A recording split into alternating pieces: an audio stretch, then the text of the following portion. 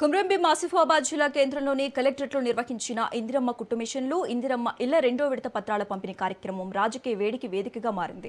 మంత్రి జూపల్లి కృష్ణారావు, ఎమ్మెల్యే కోవా లక్ష్మి మధ్య కార్యక్రమం వేదికపైనే మాటల యుద్ధం జరిగింది.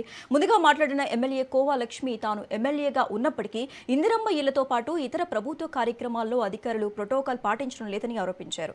ఆదివాసీ మహిళ ఎమ్మెల్యేగా ఉన్నందునే తనను అధికారులు అవమానిస్తున్నారని, కనీసం తనను సంప్రదించడం కూడా లేదని ఆవేదన వ్యక్తం చేశారు.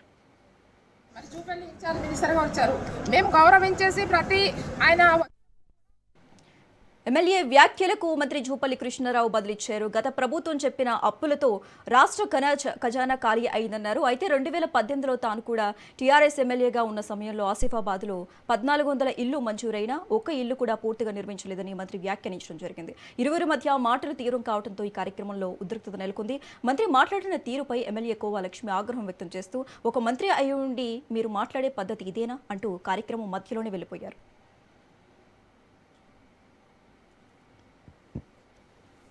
జిల్లాకి మరి జూపల్లి ఇన్ఛార్జ్ మినిస్టర్గా వచ్చారు.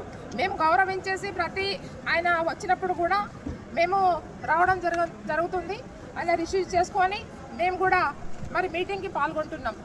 ఏ రోజు వచ్చినా కూడా మరి ఇన్ఛార్జ్ మినిస్టర్గా మరి కొబ్బరికాయలు కొడుతున్నారు తప్ప అక్కడ పనులు జరగట్లేదు. వాస్తవంగా ఈ రోజు కూడా ఒక బిల్డింగ్ కొట్టారు, అక్కడ కొబ్బరికాయ కొట్టారు. మరి పోయినసారి ఇది మన యంగ్ ఇండియా స్కూల్ అక్కడ కొబ్బరికాయ కొట్టిండ్రు. ఆ కొబ్బరికాయ కొట్టిందో అది రావట్లేదు. తర్వాత ఏది మన వాకటి మండలంలో ఒక 2 రోడ్స్ కొబ్బరికాయ కొట్టిండు. అది ఇప్పుడు 5 నెలలు అవుతుంది. 5 నెలలు మంత్రి కొబ్బరికాయ కొట్టినవి కూడా స్టార్ట్ కాకుంటే ఎందుకు మంత్రులు కొబ్బరికాయలు కొట్టడానికి వస్తున్నారు? అంటే ప్రజల్ని మప్ప పెట్టేసి ఇది చేస్తున్నాం అది చేస్తున్నాం అని చెప్పడానికి వస్తున్నారా? ఈరోజు ఏదైతే జోడేఘాట్లో గతంలో ఉన్నవంటి మన సీతక్క గారు 5 కోట్లు అక్కడ కొబ్బరికాయలు కొట్టి బండ పెట్టింది.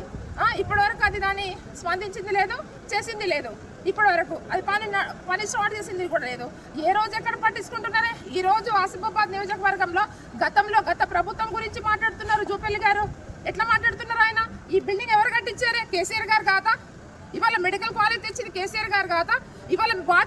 ఇవాళ మొత్తం కూడా ఖాళీ చేసిండ్రు, ఖజానా ఖాళీ చేసిండ్రు. అంటే ఖజానా లెక్కలు మీకు అంత దమ్ము ఉంటే, ధైర్యం ఉంటే మీరు అసెంబ్లీలో మాట్లాడండి. అసెంబ్లీలో ఎందుకు చెప్తలేరు? అక్కడ కేటీఆర్ గారు, హరీష్ రావు గారు మాట్లాడితే వాళ్ళ నోరు మోపిస్తున్నారు.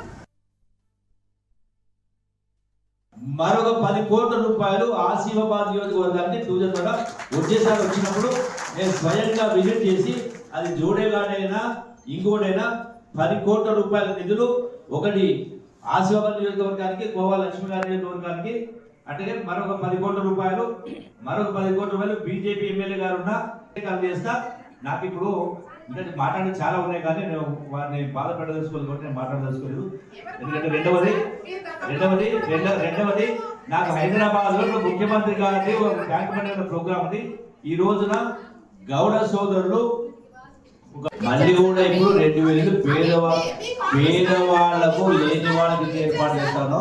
ఎక్కడైనా పొరపాటున కనుక ఎవరికైనా లేని వాళ్ళకి ఇచ్చి ఏమంటున్నా లేని వాళ్ళకి ఇచ్చి తప్పు చేస్తే రాతపూర్వకండి. వినమ్మా మొదటి విడతలో 3500. I'm sorry.